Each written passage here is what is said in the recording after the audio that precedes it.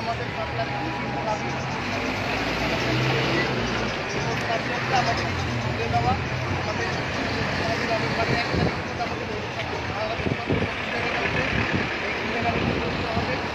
তারিখ আমাদের হবে পাশাপাশি আমাদের ওষুধে এবং পরিষদযুক্ত আমাদের ব্যবস্থা করে দিতে হবে। তারপরে আমাদের ব্যবস্থায়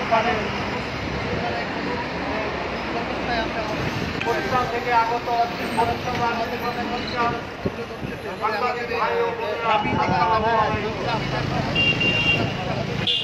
দাঁড়িয়ে যান, এক সাইডে দাঁড়িয়ে যান।